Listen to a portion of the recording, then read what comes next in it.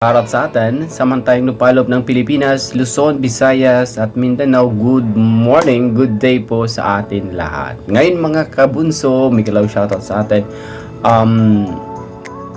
I-share ko lang po sa inyo kagabi during my visiting dito sa SUCMED. Nag-observe ako. Doon ako sa live ni Anino. Nagkita-kita kami doon ni Nanay Merly sa kanyang live. Sir Miguel shoutout host Anino, Brad. Congratulations kay Tano na may naiwan pa rin laban kay natumat na hero of Migs Molino. And of course, Kuya SMB, nandun. Nag-usap-usap kami all mga followers, supporters ni Migs Molino. May ilan-ilan doon regarding po sa mga pinagsasabi ng mga team Palaboy noon, naniniwala pa rin. Okay, so hindi na kailangan i-mention ang pangalan ng sino supporters nyo kasi mga lang naman, mga fake account ang nakalagay po doon. So ayaw talaga nila na pumasok ako sa kapuso. So ganun lang po doon yung yung ibig sabihin nun. Pero hindi naman lahat. Everybody are welcome. Yung babae na po yun, hindi nakakaintindi sa estado ngayon ni Migs Molino. Hindi nakakaunawa. So alam niya na marami ngayong mga galamay against with Migs Molino, pero yung kanyang mindset close pa rin. Wala siyang salitang open-minded. Ibig sabihin, yung pag-uunawa. Okay? So, ganun lang po masasabi ko doon sa mga supporters ni Migs Molino na patuloy na hindi nakakaunawa kay Migs Molino, na naniniwala pa rin previous sa mga issues na walang katuturan. Okay? Sa mga pinahayag ng mga team Palaboy noon, sa mga vloggers noon. Okay? Ganun lang po dun mga ka-idol. So, never mind, wala yan po sa akin. Ang akin lang naman, huwag tularan yung babaeng makitid ang isip. Okay? Kailangan lang doon is pag-uunawa at pag-iintindi. Himay-himay na natin ha, ma'am, kung sino ka man yung mga na doon ako sa live ni Sir Hero o ni Sir Anino. Okay? So, huwag tularan. Okay? Dapat mga all supporters si Migs Molino, kung ano man ang mga gustong ipasunod ni Migs Molino, sundin. Dapat happy-happy lang. Huwag mag-focus sa likod, mag-focus sa hinaharap. Okay? Ganun lang po doon, mga ka-idol. While Nanay o Merly Peregrino nag-usap ka with call Nanay Merly Peregrino and SMB and I na we are confirmed na kabunso na. Okay? Kabunso na si Kuya SMB and Nanay Merly Peregrino. Okay? Regarding po doon, kahit anong gagawin natin dito, issues, wala din naman mapapala. Okay? Wala din naman magagawa. Okay? So mag-focus na lang tayo kung anong nasimula ni Migs Molino and Mahal. Yung Migs, kung gusto nila na ihiwalay, so irerespeto na lang po natin yung kanilang desisyon. Okay? Ulitin ko po, kung saan po kasi kayo masaya, kung saan po kayo kontentong, komportable ng mga vloggers, na kung saan kayo sumusuporta, doon na lang po kayo. Keep quiet na lang po kayo kung anong nasa isipan po ninyo. Okay? And kasi ang naiisip ko ngayon, yung mga previews ng mga team Palaboy, yung mga ginagawang ugali nila, parang kasi marami ngayong pumasok na mga vlogger under na ni Migs Molino na kinakalaban nila. Okay? Kinakalaban nila. Unang-una po, mga ka-idol, yung mga ganong gawa is ayaw nilang magpasakop uli. Ayaw uli nila na may pumasok uli ng mga vlogger under ng kabunso. Okay, gusto nila akuhin. No? Nagkamali lang sila dahil kinalaban nila yung founder. Okay? Ganun lang po doon. Kasi yung tiwala ng tao nasa kanila na eh. Kahit they are liar, they are creator ng mga fake news, pero yung tiwalang tao nandun pa rin daw sa kanila. Pabayaan na po natin. Ang importante, hindi lang naman sila ang tao dito sa ibabang mundo. Nandito pa naman tayo. Also, na lahat ng ilan ng supporters ni Migs Molino. Ipagpatuloy ang nasimulan ni Migs Molino. Kung sinong vlogger, again, ulitin ko sa mga supporters na makitid ang utak ni Migs Molino, kung sinong vloggers ang sumuporta kay Migs Molino na patuloy pa rin, good for him, suportahan, wag kalabanin. Kasi nakikita ko yung may, ewan ko kung yung babae na yun, kung malawak kong pag-iisip, kasi ewan ko, kahit grade 1 po, maiinis sa kanyang pang-uugali. Okay? Ganun lang po. Kahit grade 1, maiinis ang kahit sa kanyang pang-uugali. Kung sino ka man, ma'am, sorry. Kasi yung ugali mo, yung kagabi kay Anino vlog, hindi po kaya-aya, hindi po ehemplo sa mga ibang followers ni Migs Molino. Okay?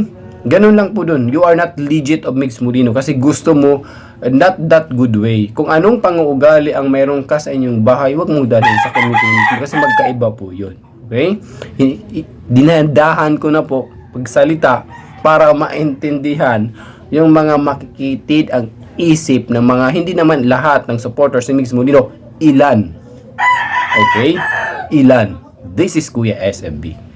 Kilala ko ng mga Migs noon pa. Even the Migs supporter kasi kinukontent nila ako. Pinagtulungan nila ako noon Kilala nila ako.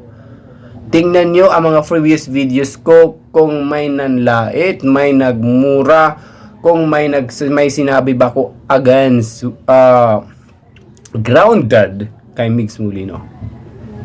Kalkalin yung mga videos ko. Kasi ang purpose ko nun, maibalance ang mga Migs noon. I love Mamigs. Ayaw kong magkahiwalay sila dahil ayaw kong magkahiwalay ang community dahil dito ako nagsimula. Pero Team Palaboy, I think they well decided na buwagin. So go. Okay?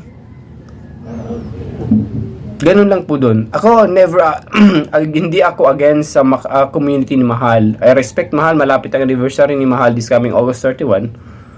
Respeto ko po yun. So, ang akin lang po mga ka-idol is pag-uunawa sa mga supporters ng Kabunso. Nanay Marley, babalik sa Kabunso. SMB, babalik sa Kabunso. Maraming yung vlogger, unang vlogger. Actually, SMB, alam ko, kilala nyo, matagal na akong vlogger ng Mamigs. Tumahimik lang ako. Tapos maraming mga invite ng mga vloggers na iba't ibang panig ng mundo. But SMB, Mamigs, Migs pa rin ko content. Bakit maraming pa rin kumikumuha kalaban? Bakit marami pa rin guilty pa rin sa nangyayari sa kwento ng Mamigs noon? Di ba? So dapat mga ka-idol, mga kabunso, we forgot the past, we focus tomorrow.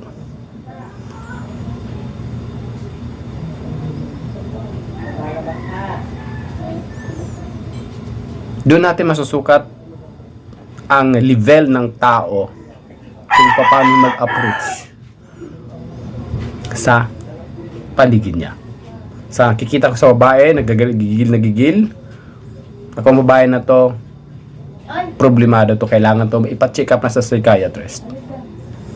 Samahan pa kita magpa-check up sa psychiatrist. Para paano mapansin ang kung ano talaga ang laman ng isipan mo.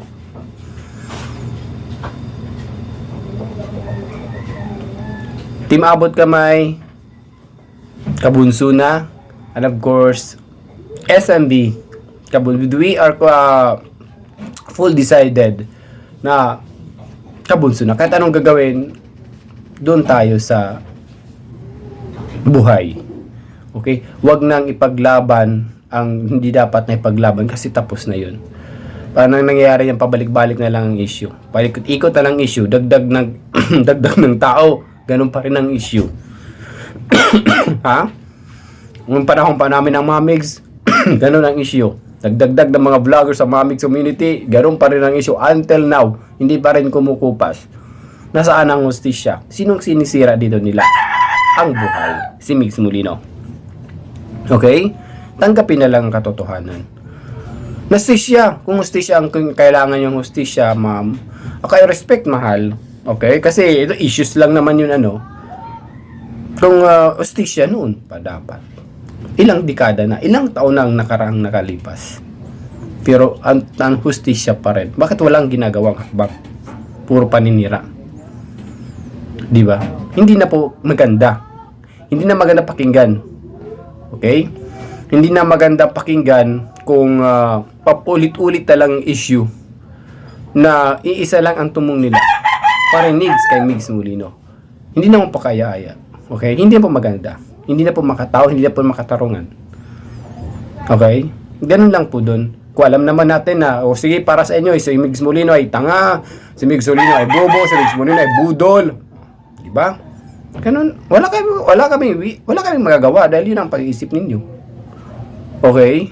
Pero nakikita ng mga tao what kind Migs Molino is. What kind of people Molino is. Ganun lang po dun mga ka-idol. Okay?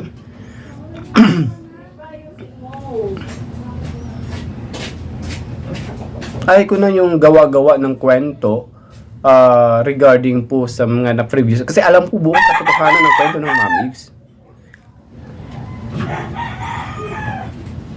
Alam ko lahat. Okay? Kung ang sabi ko nga sa inyo, kung kasi paikot-ikot na lang yung kwento, paikot-ikot na lang yung issues, wala namang resolution or ano, tumahimik na lang.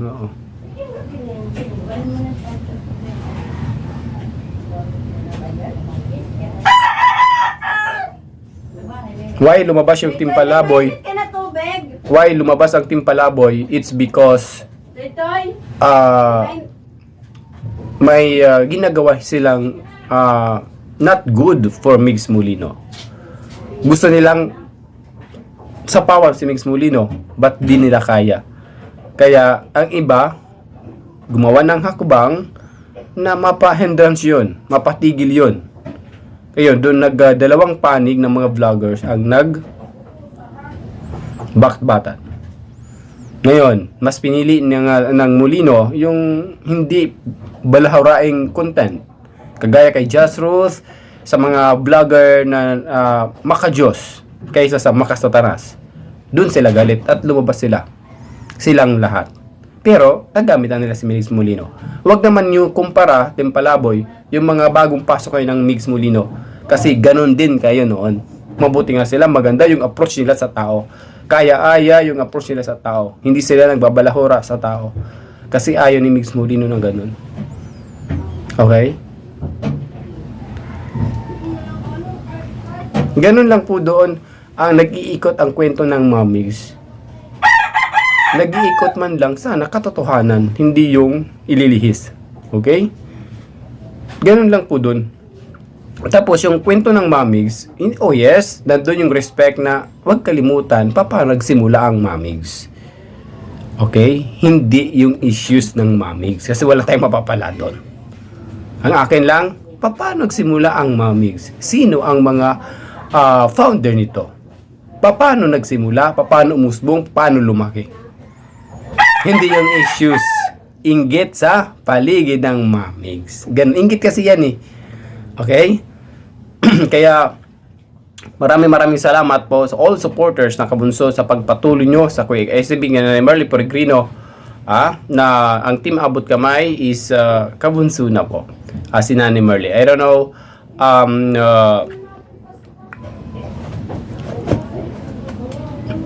ang ilan-ilan sa mga galamay ni Nanay Merly Peregrino. So, maraming salamat again at this is Kuya SMB. Sana po lahat maintindihan, maunawaan ang aking ibig sabihin na sana i-welcome all supporters na i-welcome nyo mga vloggers reviews, mga sinaunang vlogger ng Mamigs.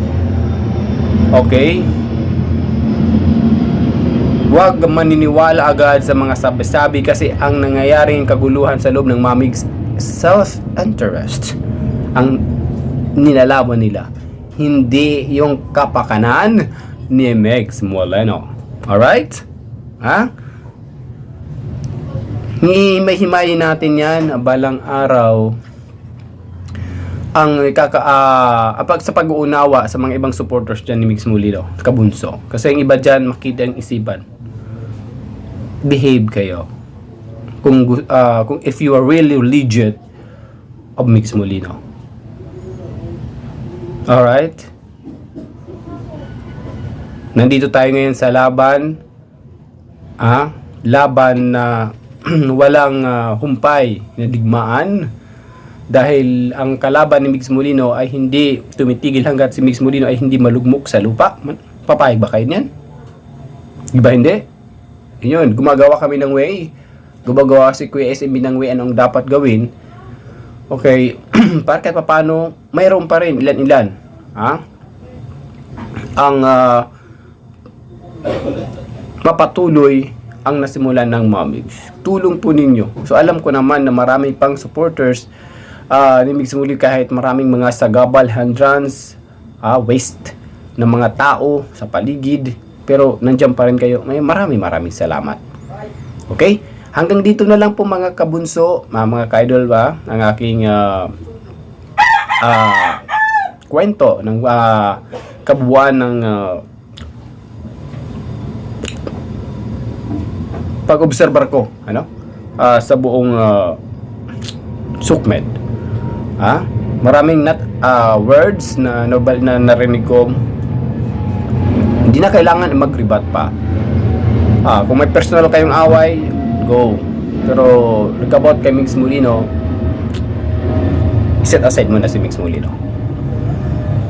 Kasi si Sir Anino at saka yung Team Palabi, grabe yung batbatan ngayon regarding sa sarili nila. Nandiyan si Anino dahil daw sa mga viewers. Bakit kayo? Yun din naman ginawa nyo noon Nandiyan to protect Migs Molino. At least proper na, hindi yung magulo. Yung ginawa ni Anino is proper na pinagtatanggol si Migs Molino. Okay? Hindi yung may mga against na nga kay Migs Molino, murahin nyo pa, lalo magkakagulo, di ba? Walang solusyon dun. However, kung maganda yung approach to defend Migs Molino, why not? Ay, may self-awayan kayo ng mga timpalabig sa Sir Anino, nasa inyo na po yan. Okay? Kasi ang pinaglalaban lang naman ni Sir Anino regarding po doon, wag naman na ganun gawin mo to Migs Molino kasi nagamit mo Hindi lang nagamit, nahut-hutan mo yung mga supporters sa sariling interest, mga timpalaboy. Pero hindi naman ilan-ilan. Kasi ilan din dyan, medyo may kaya naman. Yung iba dyan, yung feeling magaling, feeling high-tech, na gusto nila maangkin ang lahat. Pero hindi mangyayari po yun. Dahil siguro may ilan din naman. May naiwan pa naman siguro.